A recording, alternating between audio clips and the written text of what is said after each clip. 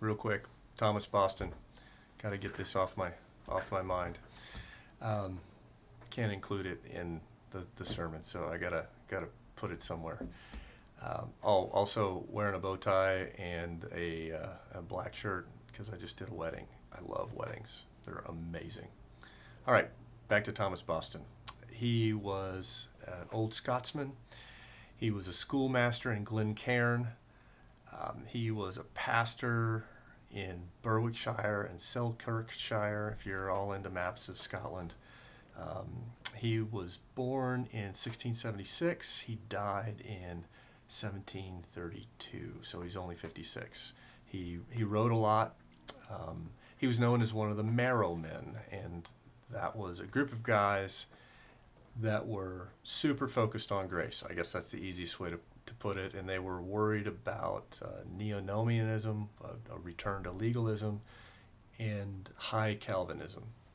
And so they themselves were accused of antinomianism, but that's a bunch of isms.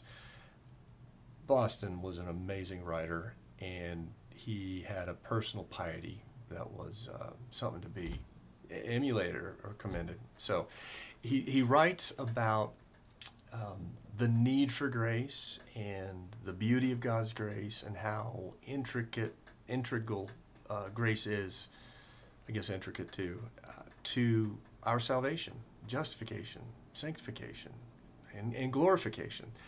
He writes about that first catechism question, what's man's chief end? To glorify God, enjoy Him forever. And he says this about it. He deals with Scripture and he calls it the only rule of life and faith. Only rule of actually it's faith and life.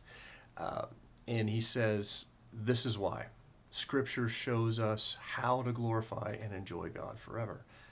And that is our primary purpose. All the vocations and everything, we do those things and we do them well and we love them, we enjoy them, we suffer through them, but we do so with the glory of God in mind.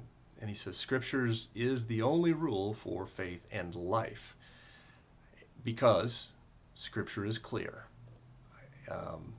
That's awesome. I love that. Scripture is clear.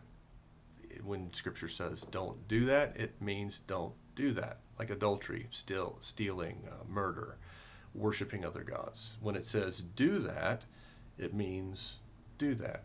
Love the Lord, give to Him.